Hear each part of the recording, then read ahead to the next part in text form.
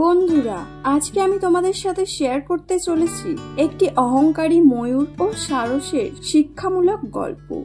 আশা করি তোমাদের গল্পটি ভালো লাগবে এবং কিছু শিক্ষা লাভ করতে পারবে। তো চলো শুরু করা যাক। অনেক আগের কথা, একটি গভীর বনে ছিল একটি সুন্দর লেক। সেই লেকের ধারে বাস করত একটি খুব সুন্দর ময়ূর। সে তার সৌন্দর্য নিয়ে খুবই গর্বিত ছিল। প্রতিদিন সকালে সে সেই লেকের জলে নিজের প্রতিবিম্ব দেখে মুগ্ধ হতো। সে নিজেকে দেখে বলতো, আহা, আমি কি অপূর্ব পাখি! আমার পালকগুলো কত রঙিন, কত চকচকে! এমন সৌন্দর্য আর কারোর আছে নাকি? ময়ূর নিজের রঙিন ডানাগুলি মেলে ধরে নাচত, যেন সারা বন তার রূপে মুগ্ধ হয়। একদিন সেই লেকের ধারে এক নতুন অতিথি এসে হাজির হলো। একটি সাদা সারস। সে ছিল শান্ত প্রকৃতির, সাদা পালকে ঢাকা, লম্বা ঠোঁট আর লম্বা পাওয়ালা। সারস লেকের জলে দাঁড়িয়ে মাছ ধরছিল। সে ছিল নিঃশব্দ কিন্তু খুব দক্ষ। ময়ূর দূর থেকে তাকে দেখে অবাক হলো। সে ভাবল, এই কি, এই সাদামাটা পাখিটা এখানে কেন এসেছে? ঠিক আছে, আমি ওর সঙ্গে আলাপ করতে যাব। তখন ময়ূর তার পালকগুলো সুন্দরভাবে ছড়িয়ে লেকের দিকে হাঁটতে লাগলো। সে হাঁটতে হাঁটতে সারসের কাছে গিয়ে গম্ভীর গলায় বলল, হ্যালো মিস্টার সারস, স্বাগতম। আমি তোমার নতুন প্রতিবেশী ময়ূর। সারস তখন ভদ্রভাবে বলল, ধন্যবাদ মিস্টার ময়ূর, আপনাকে দেখে ভালো লাগলো। ময়ূর তখন সারসের দিকে তাকিয়ে হাসল। সে বলল, তুমি দেখতে এত সাধারণ, সাদা পালক, কোনো রং নেই, কোনো চাকচিক্য নেই। তুমি কি কখনো চাওনি এমন রঙিন পালক যেমন আমার আছে?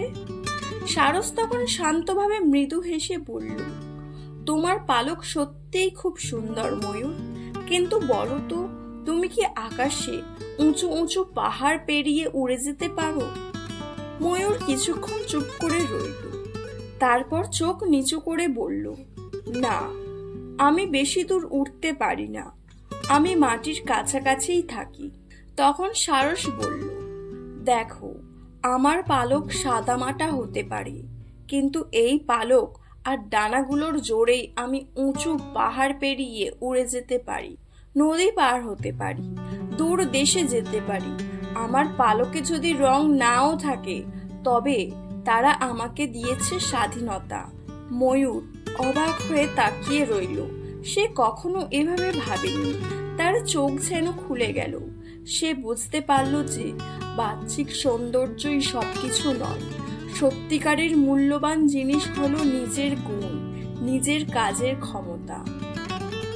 ময়ূর একটু লজ্জা পেয়ে বলল, তুমি ঠিক বলেছ সারস, আমি শুধু নিজের সৌন্দর্য নিয়ে অহংকারী হয়ে উঠেছিলাম।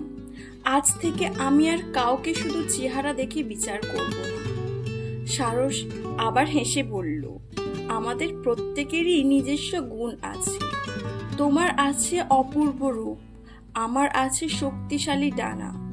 আমরা যদি একে অপরের থেকে শিখি, তাহলে আমরা আরো ভালো বন্ধু হতে পারি। সেই দিন থেকে ময়ূর আর সারস খুব ভালো বন্ধু হয়ে উঠল। ময়ূর তার অহংকার কমিয়ে ফেলল এবং সারস তাকে বিনয় ও প্রকৃত গুণের মূল্য শেখালো।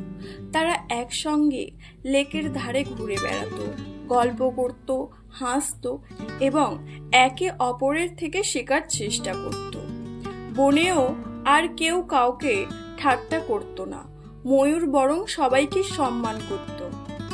বন্ধুরা, আমরা এই গল্প থেকে শিখতে পারি, চেহারার রূপে নয়, চরিত্রেও কাজে মানুষের প্রকৃত সৌন্দর্য প্রকাশ পায়। বিনয়, ক্ষমতা ও নিজের গুণকে চিনে নেওয়াই হলো আসল বুদ্ধিমত্তা। সবকিছুর পেছনে বাহ্যিক রূপ খোঁজা উচিত নয়।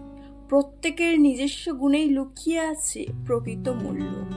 আশা করি তোমাদের এই গল্পটি ভালো লেগেছে। গল্পটি ভালো লাগলে প্লিজ আমার চ্যানেলটি সাবস্ক্রাইব করে নিও এবং কমেন্ট করে জানিও আর তোমরা কেমন গল্প পেতে চাও।